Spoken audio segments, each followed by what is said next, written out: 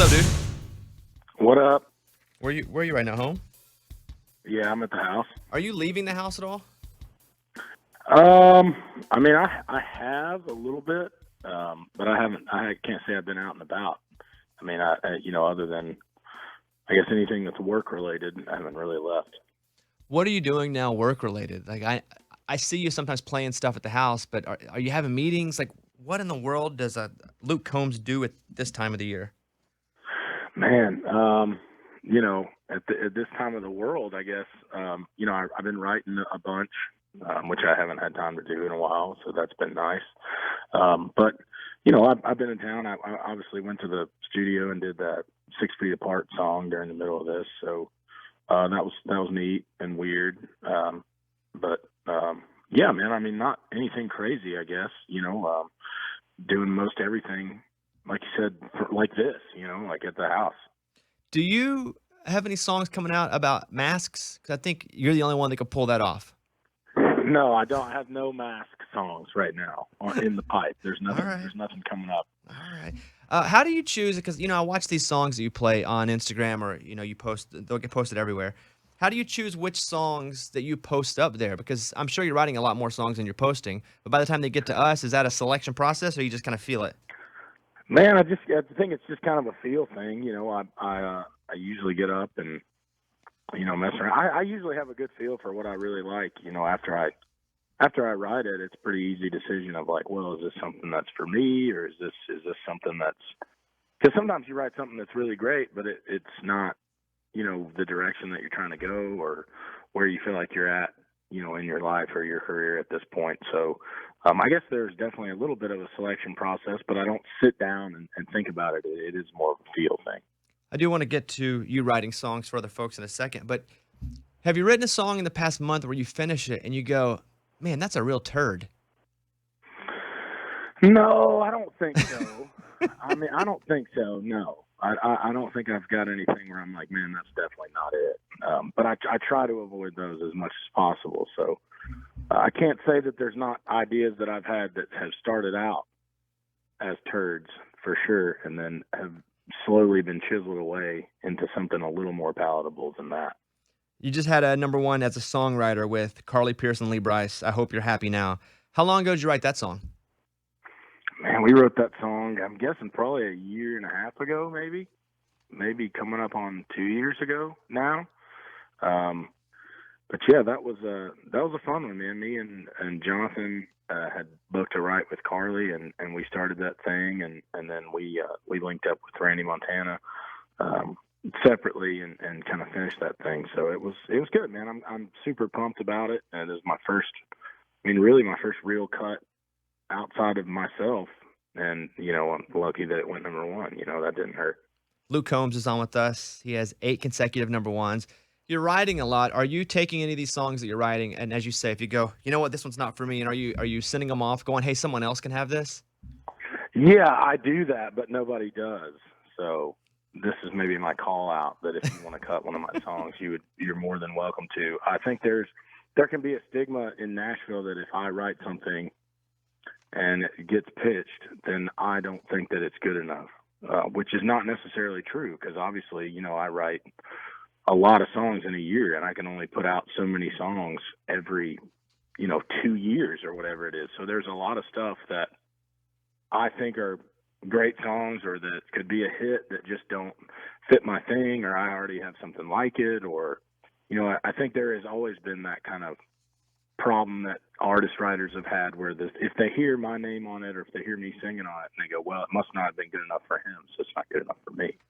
Is there a thing where if you're writing a song and you're cutting the work tape or even the demo where you don't want to put your voice on it because someone could release it as Luke Luke Combs sang this? Does that ever pop in your mind?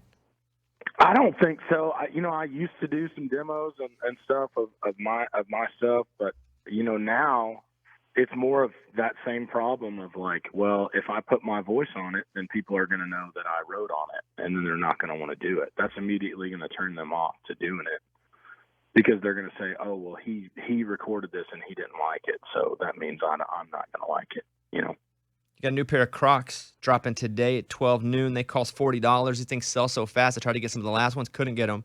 So they're like Country Boy Yeezys. Those are two shoes I have problems with. Getting the Luke Crocs and the Yeezys. Do you Yeah. actually help in the design? Like, how into it are you whenever these things come out? I mean, it's almost all me, to be honest with you. I mean, down to the little gibbets, I believe they're called, and I mean, pretty much everything. I kind of want to, I want to be delivering something that's, authentic to myself. I've never been a guy to just put my name on something and grab the money and run. I don't want to do that. If I'm going to do something, I want to put in the work and let people know that I put some time into it and it's something that I actually like. Luke Combs on with us. And I'm going to say before I ask this next question that, Luke came from humble beginnings. And this next question is I only ask because I out of pure admiration, but I saw you playing an unreleased song on your Instagram. I'm a guitar guy.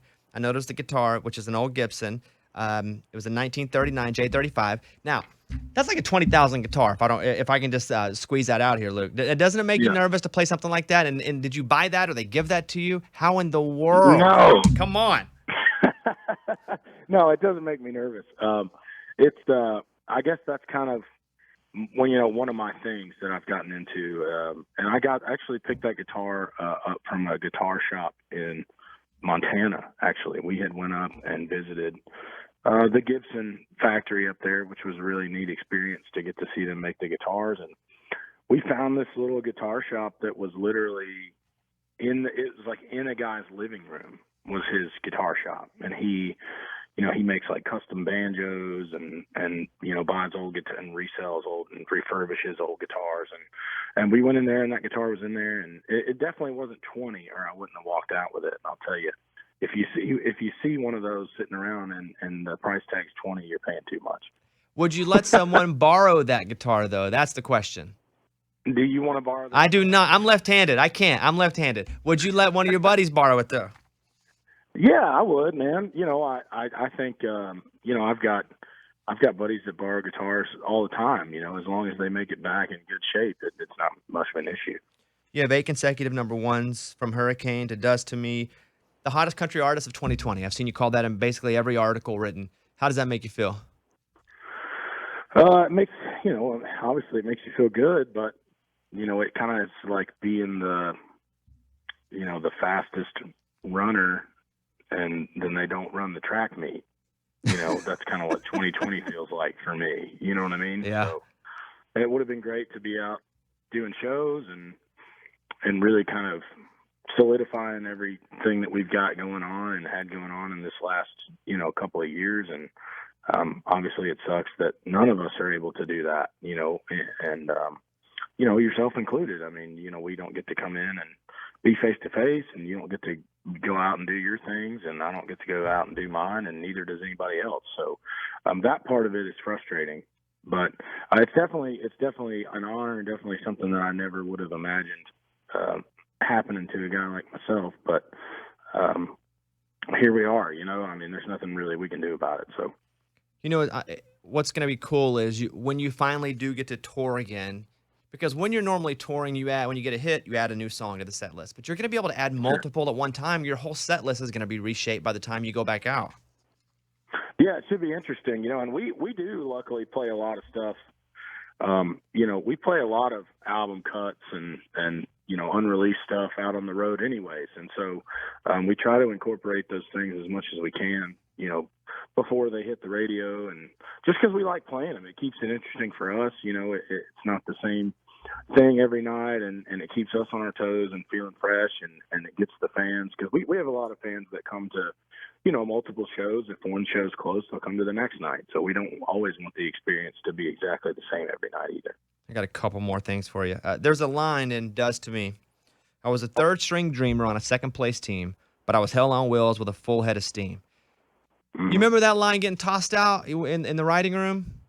Yeah, that was my line, man, because I played high school football, but I was just horrible, man. I was absolutely horrible. But I enjoyed it, and I tried as hard as I could at that time, but not as hard as I would have liked to, I think. But it's still something that I'm proud of, you know what I mean? And so that was definitely my line, and that was definitely a real scenario. When that song goes number one, do you send Eric Church a gift or a text or a smoke signal? Like, how's that happening? I sent it. Yeah, I sent him. It's like the Batman light. You flash it up in the sky, and it has the Chief logo on there. Nice. And he sees it and shows up in the Chief mobile. Let's talk about Loving on You for a second. And by the way, real quick, are you still getting married this fall or no? Yeah, I'm hoping to. Yeah. Yeah. All right. Well, I don't know. Everything's. If you could have no wedding, would you just do it privately? Yeah, absolutely. All right. Loving on You. Tell me about this song before I play it. Yeah, man. This is a song I wrote out on the road about a year and a half ago. I had some friends out with me, two guys that I write with, three guys really that I write with a lot. Thomas Archer, we wrote Hurricane together. Ray Fulcher, we've written, I think, 3 of my number ones together, and he has probably 16 cuts or something on between my 2 albums. And then James McNair, and this is our first single together. He has cuts on both of my albums as well, but our first single together. And we all just happened to be out on the road. James and Thomas were out writing with me, and Ray was actually opening for me on the tour. And so he came up on the bus, and man, we knocked that song out really quick. It was just a really fun deal, and we were all just kind of trading, little things like, birdie on par 5 and the Miller Lite before noon, and we were just throwing those things out, and it just ended up being kind of a fun deal. We're gonna play it now. Hey, bud, always good to talk to you. Always rooting for you. Yes, sir. And we'll talk to you soon. Hopefully, I see your face pretty soon. All right, bud. Thanks. All right, see you, Luke. Thanks, buddy. It's about